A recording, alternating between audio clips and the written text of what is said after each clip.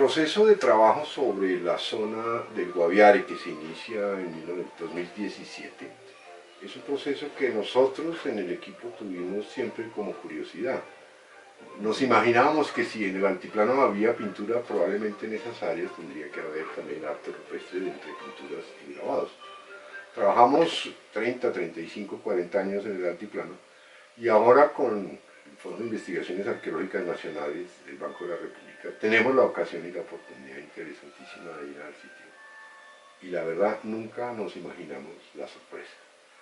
Se trata de uno de los sitios que yo diría más extraordinarios en proporciones, es absolutamente majestuoso el lugar. Y bueno, conseguimos tener un equipo muy coordinado de distintas disciplinas y con todo y ello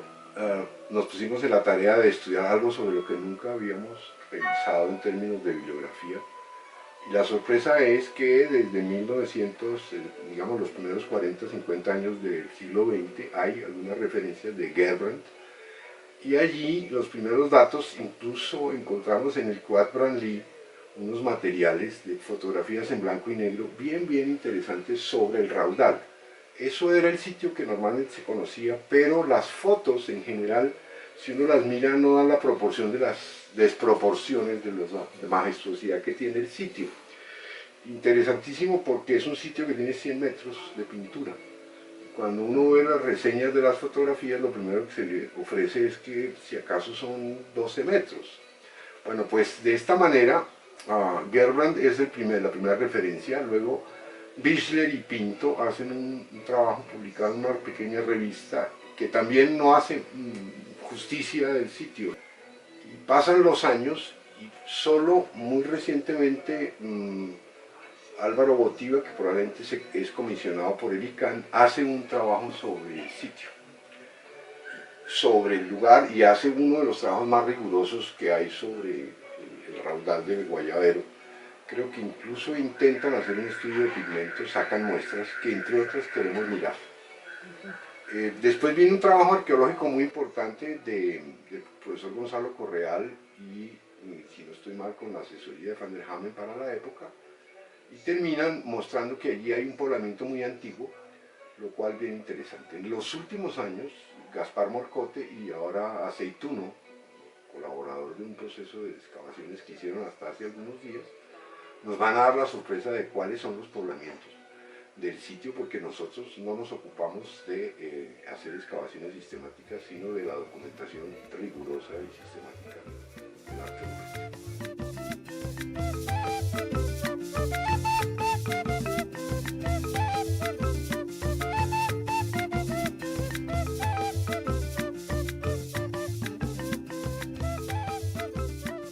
El proceso de documentación se hizo básicamente en tres niveles o tres partes. Una parte audiovisual,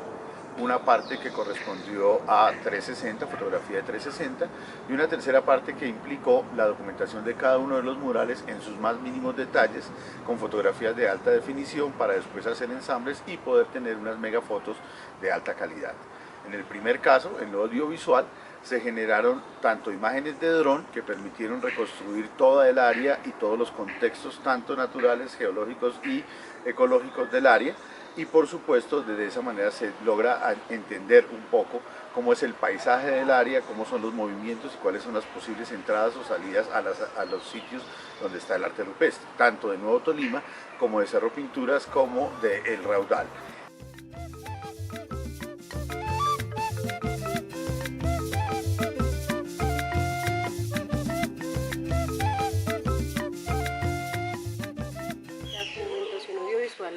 Tiene varios fines, no solamente mostrar los distintos procesos que se llevan a cabo para lograr los distintos objetivos del proyecto, sino también de alguna manera tener instrumentos y herramientas que permitan de forma más directa acercar estos distintos procesos a las comunidades. También de alguna forma lo que buscamos a través del audiovisual, lo que se busca a través del audiovisual es reflejar y retratar los distintos espacios, los distintos contextos y las diferentes personas que nos han colaborado a nosotros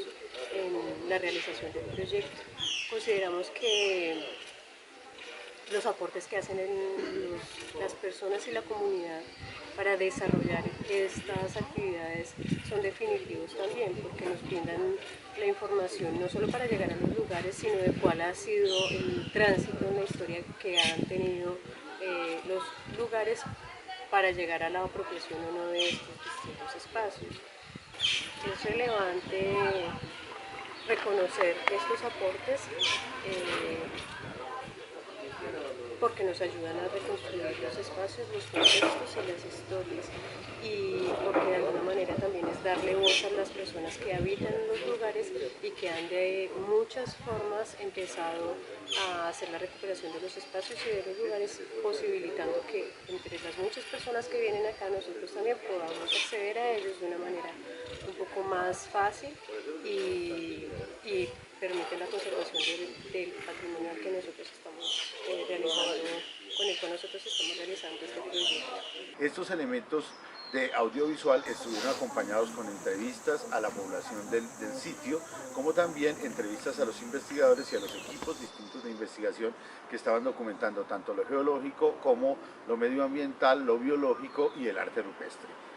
Para el caso de la fotografía de 360, Juan Carlos Barbero, que fue el fotógrafo encargado de esta parte, realizó no solamente un montaje de 360, sino una gran cantidad de montajes de 360 que permite básicamente, con ayuda de un pequeño robot, mover la cámara para todos los ángulos y de tal manera que se reconstruye no solamente el panel pictórico, sino también los contextos y desde dónde se ve el panel y cuál es el paisaje que se observa desde el panel. Esto hace que en sectores bajos tengamos un distinto nivel de fotografía que en los sectores altos, donde se ve toda el área de San José del Guaviare y de sus alrededores de la Lindosa. Es importante entender que la fotografía de 360 permite una reconstrucción general de todas las áreas y las conexiones del panel con el entorno, lo cual es bastante, digamos, nuevo en la documentación del arte rupestre y es una nueva etapa que GIPRI en este momento está realizando para los yacimientos rupestres. En el caso de la documentación de los paneles con arte rupestre, el proceso básicamente consistió en hacer una fotografía en detalle de cada una de las partes y las fotografías se hicieron con suficiente traslapo para que después se pudieran ensamblar.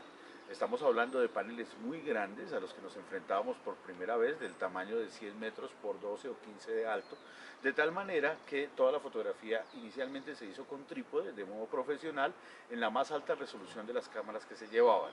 Y adicionalmente eso va a permitir hacia adelante hacer ensambles muy refinados donde podemos ver cada uno de los detalles de los dibujos, pero no solamente se hicieron fotografías para ensamblar el panel completo, también se hicieron fotografías de detalles de figuras con escala que permiten saber y reconstruir la totalidad del sitio y poder determinar con precisión inclusive hasta dónde va el pigmento, cuándo se acaba el pigmento y reinicia el pintor a organizar los sitios. Es decir, que estamos hablando de una fotografía de altísima calidad que en este caso va a permitir tener unos documentos originales de un muy buen peso en los computadores y que por lo tanto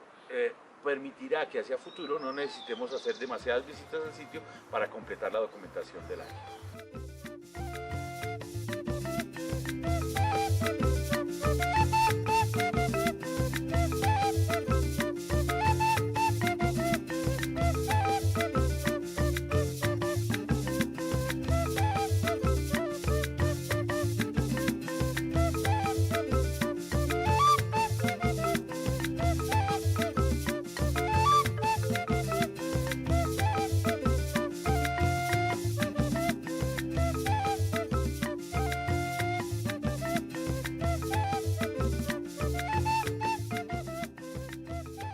El objetivo de este trabajo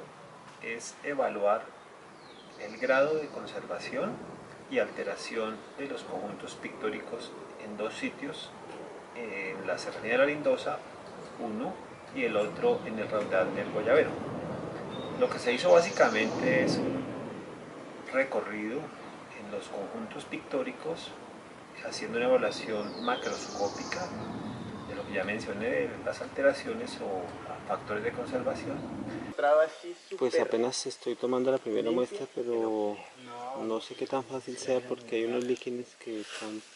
metidos en la roca, son líquenes endolíquenos. Y también lo que se hizo es un registro fotográfico, un registro microscópico de las alteraciones y se hicieron tomas de muestras de tipo químico, físico y biológico para ser analizadas posteriormente en el laboratorio. Finalmente, estos estudios lo que van a permitir es establecer cuáles son las principales causas de afectación de los conjuntos pictóricos y simultáneamente proponer cuáles serían las estrategias para conservar los conjuntos pictóricos y diseñar un plan de manejo que permita conservar a data larga todas estas manifestaciones artísticas rupestres indígenas.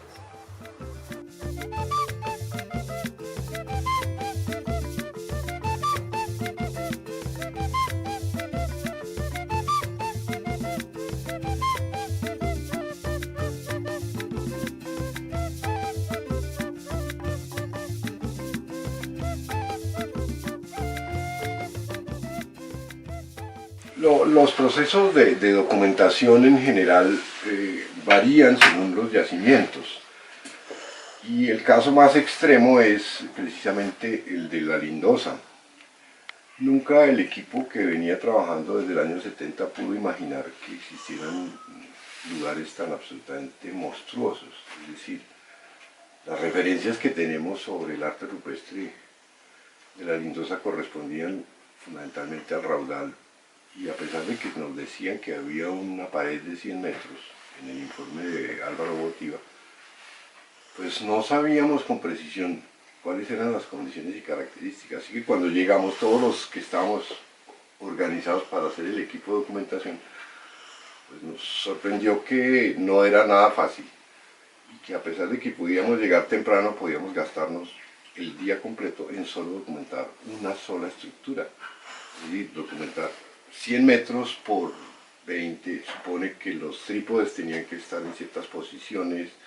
que si no se acomodaban como eran, había dificultades para reconstruir el yacimiento y hacer los ensambles. Bueno, finalmente hay que decir que estábamos interesados en hacer una reconstrucción del megamural con megafotos, es decir, que todas las fotos se ensamblan y en la medida en que es posible constituyen un megadocumento de, no